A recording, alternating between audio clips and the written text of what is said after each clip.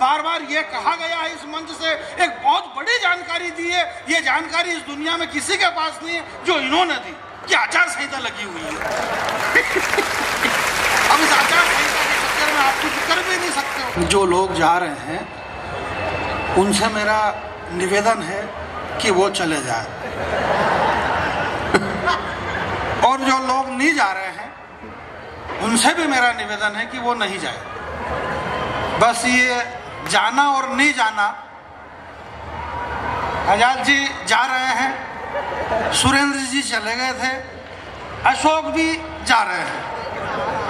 अब ये जो जा रहे हैं ये वापस आएंगे।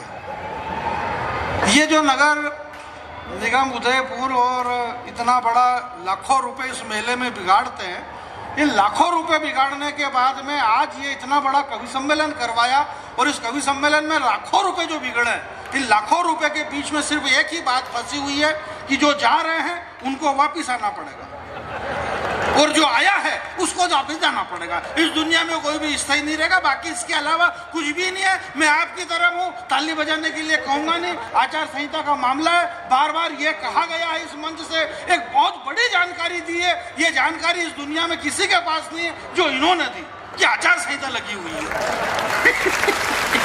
अब इस आचार संहिता के चक्कर में आप कुछ कर भी नहीं सकते हो। इन सारे कवियों के अंदर पेट में इतने हो रहा है कि ऐसा कर दूं वैसा कर दूं, परंतु अब इनको कौन समझाए कि आचार संहिता बहुत अच्छी चीज होती है। आचार संहिता का मतलब क्या होता है आप समझते हैं? मंच पर बैठे हुए हैं, आप पहली बार सुनेंगे देवेंद्र भाई आचार संहिता का मतलब। अगर इसके पहले भी आपने सुन लिया है तो आप चेहरे के हाव भाव को ऐसे बनाओ जैसे पहली बार सुन रहे हो आप। आचार संहिता, मेरे बहुत सारे मित्र सामने बैठे हुए हैं और मैं इन्हें भी प्रणाम करता हूँ। आचार संहिता का मतलब ये होता है, जैसे कि अब मैं आपको कैसे समझाऊं, भृगु संहिता आपने सुनी है, पढ़ी है? हाँ। रावण संहिता, भृगु संहिता, ऐसे एक आचार संहिता। आचार संहिता का मतलब आचार संहिता ही होता है, इसके अलावा और कुछ भी नहीं होता है। वो आचार संहिता है और आचार संहिता में वो सब कुछ होता है जो होना चाहिए। इस देश के अंदर आचार संहिता सारे जीवन भर पूरे हिंदुस्तान में आचार संहिता लगी हुई रहना चाहिए, क्योंकि जैसे ही आचार संहिता लगी लोगों के अंदर देशभक्ति जगती है। चुनाव आया, आचार संहिता लगी और देश के अंदर लोगों के अंदर देशभक्ति जगती है, देश से प्रेम जगता है। बोले देशभक्ति करने का, एक बार देश सेवा करने का हमको अवसर दो। रात दिन चिल्ला रहे देश सेवा का अवसर दो, क्योंकि आचार संहिता लगी, वो देश सेवा करना चाहते हैं। अंदर से उनकी ऐसी फीलिंग आ रही है, अब मालूम नहीं पड़ता वो जो प्रचार प्रसार करते हैं तो देश सेवा का अवसर उनको चाहिए। उनकी आवाज और उधर वो जो जीभ में चिल्लाता है, बोले राजस्थान का भुंगड़ा ले लो, भुंगड़ा भुंगड़ा ले लो, भुंगड़ा। इनका और उनका मालूम ही नहीं पड़ रहा कि भुंगड़ा बेच रही है कि ये क्या बेच रही है, परंतु फीलिंग दोनों के अंदर जा रही है। आदमी के अंदर से फीलिंग आना चाहिए। अब आचार संहिता अपनी जगह, परंतु उदयपुर शहर में मैंने पहली बार ऐसा कवि सम्मेलन देखा। आपकी फीलिंग अंदर से आना चाहिए। जरा दोनों हाथ खड़े करें कि आप ताली बजा रहे हैं और आप कवि सम्मेलन सुन रहे हैं। हमारे अंदर से ऐसी फीलिंग आना चाहिए। यानी ये वो सारे कवि सम्मेलनों में सबसे ज्यादा पीछे पड़े हुए इन झूले वालों के। झूले चक्री बंद करवाओ, पुलिस वाले आज भेजो, झूले चक्री बंद कराओ। ये पिपाड़ी बजा रहे ये बंद करो। यार क्यों बंद करवा रहे हो? आप आपका लिफाफे में से 2 रुपए कम नहीं करोगे? उनका पैसा क्यों कर रहे हैं? अरे तुम एक रात में नहीं कमाओगे, बेचारे 6-7 दिन में कमा के ले जा रहे हैं। और वो भी ये कह रहे हैं वो झूला चक्री आगे जा रही और पीछे आ रही, आगे जा रही और पीछे जा रही। ये की हालत हमारी भी, आगे जा रहे और पीछे आ रहे, जा रहे और आ रहे। वो कर रहे हो, ये भी सब यही कर रहे हैं। आप मस्त करो, ऐसा कुछ भी नहीं। अभी पीछे से पता नहीं कोई महत्वपूर्ण काम करने के लिए गया, देशभक्ति की कविता सुना करके गया है। देशभक्ति अपनी जगह। हमारे आजाद भाई कह रहे थे, बोले मेरे छोटे से निमंत्रण पर देश के बड़े बड़े कवि इस मंच पर आ गए। पद्मश्री श्री सुरेंद्र शर्मा जी इस मंच की अध्यक्षता कर रहे हैं। अध्यक्षता करने के बाद मतलब ऐसा नहीं खाली अध्यक्षता करेंगे, वो कविता भी सुनाएंगे। ये बताना पड़ता नहीं तो बहुत सारों को डाउट रहता कि खाली अध्यक्षता करेंगे कि सुनाएंगे, तो वो सुनाएंगे। मैं बहुत कम समय लूंगा, इतना समय बिल्कुल भी नहीं लूंगा। इन सारे कवियों ने, देवेंद्र भाई और इन्होंने, अशोक चारण ने, इन्होंने इतना, यार आप विद्वान लोग हैं, आपको इस बात की जानकारी होनी चाहिए। पूरा रामचरितमानस पढ़ लो।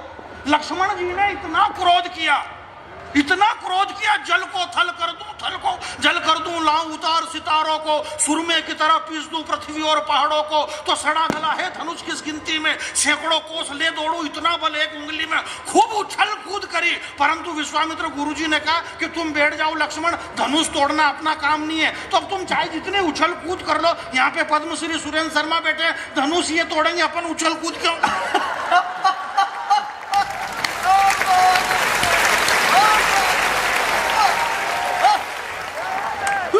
पर अपन क्या है कि मतलब मेवाड़ मालवा के, मारवाड़ और मेवाड़ के मालवा के लोग इतने बोले डाले, नौतानी तो भी जा रहा जबरदस्ती, नौतानी तो भी जा रही है जबरदस्ती। आचार संहिता लगी, अरे भाई आचार संहिता लगी है तो अपनी दुकान बड़ी करो भाई, अपने दुकान है, दुकान में आइटम ज्यादा रखो ना। एक तरफ लेडीज आइटम, मान लो भाई साहब बारगाम गया तो भाभी जी की दुकान पे बिठी थी, वो सारे लेडीज आइटम बेचेगी, बोले अपने पास में फाल है, पिकू है, सुई है, धागा है, बटन है, ये सारे लेडीज गारमेंट सारे आइटम मिलेंगे, भाभी जी संभाल लेगी। और मान लो भाभी जी नहीं है तो भाई साहब संभाल लेंगे, बीड़ी, माचिस, सिगरेट, गुटखा, अंडल बंडल आइटम सारे रखो ना, तो अपनी दुकान बड़ी रखो। मान लो आचार संहिता, अपने को नेता का नाम नहीं लेना, अपने को किसी की भावनाओं को ठेस पहुंचे ऐसी बातें मत करो, अपने को क्या लेना देना, वो जितनी ठेस पहुंचाए पहुंचाने दो, तुम तो मत पहुंचाओ कम से कम।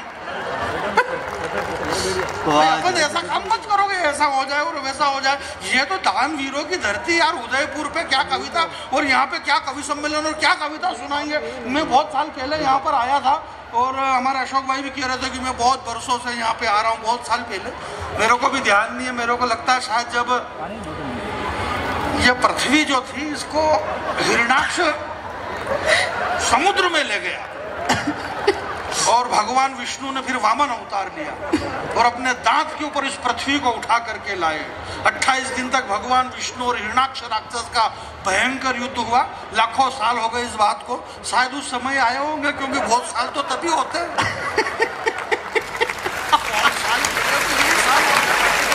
कुछ भी नहीं है।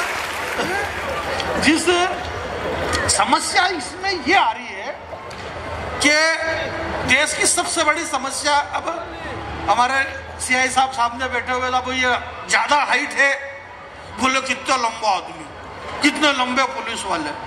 चलो कोई बात नहीं, अगर ये छोटे होते तो, अरे बोले कितने छोटे ये, और कितने छोटे ये, और अच्छा ये ना छोटे होते ना बड़े होते, अगर एकदम मीडियम होते, और बोले ये तो एकदम मीडियम क्या मतलब, नाम है मतलब इनका। आदमी को चैन कहीं से भी नहीं पड़ रही यार, इसलिए आप बिल्कुल चैन नहीं, मैं ऐसा टेंशन दूंगा नहीं। देशभक्ति वगैरह अपनी जगह, हमारे अशोक भाई ने देशभक्ति की कविता सुनी, क्या है, अरे रोंगटे क्या, मेरे गाँव में तो मैं बुलाता ही नहीं, ये तो कविता पढ़ के चले जाए लोगों के रोंगटे खड़े हो जाते हैं। अभी 4-6 दिन पहले अशोक चारण आए और लोगों के रोंगटे खड़े हो गए, आज तक रोंगटे बैठ ही नहीं रहे, लोगों के रोंगटे खड़े हैं। छोटे छोटे बच्चे चड्डी बनियान नहीं पहन पा रहे हैं क्योंकि रोंगटे खड़े हैं उनके। डॉक्टर फैसल जरा ढंग से ताली बजाइए आप। बीमारी बोले, बीमारी कौन सी, बोले रोंगटे की बीमारी। यार ये रोंगटे वाली बीमारी कौन सी, आज तक समझ में नहीं आ रही है। इस देश के अंदर मुंबई, दिल्ली में और यहाँ पे हजारों लाखों रुपए हॉस्पिटल में ले लिए, बोले किस बात की, बोले कोरोना था, भर्ती हो, लाखों रुपए लिए, जबकि इलाज था ही नहीं, इलाज है ही नहीं, पर बिल लाखों रुपए का आया। इस देश के अंदर ऐसा हो रहा है, इसलिए ज्यादा ध्यान मत दो, कोई कुछ भी कर ले, ये देशभक्ति कुछ नहीं। ये कितनी देशभक्ति, अभी इसके 2000 रुपए लिफाफे में कम कर दो, 2 मिनट में तू तड़ाके पे आ जाए। बोले देशभक्ति अपनी जगह, पेमेंट अपनी जगह, देश पेमेंट से चलता है, बात खत्म, और कुछ भी नहीं है। सब है, इतना भावुक होने की जरूरत नहीं। अजात शत्रु जी बहुत भावुक हो रहे थे, मेरे छोटे से निमंत्रण पर बड़े बड़े कवि आ गए। इसमें क्या है, आपने जितने पैसे जितने मांगे इतने दे दे तो आ गए। तो आप पैसे दे दो, अमिताभ बच्चन आ जाए, उसमें कौन सी नई बात है। आप पैसा दो, और ये उदयपुर तो देने के लिए फेमस है। अब इनको कौन बताए कि इस दुनिया में, इस सृष्टि पे, भारत के इस सृष्टि में सबसे बड़ी अगर चीज है तो वो उदयपुर है। और वो इसलिए उदयपुर, यहाँ पत्रकार लोग बैठे हुए होंगे, मेरी बात को ध्यान से सुने, इस सृष्टि पे उदयपुर से ज्यादा देने वाली धरती कौन होगी। पीठ को काट कर पेट को काटकर पीठ के बल पर जिस पीठ की नींव रखी है, उस नींव के ऊपर उदयपुर खड़ा हुआ है। जो पन्ना अपने बेटे को कटवा दे, इससे बड़ी दुनिया में कोई त्यागशीलता हो तो बताए।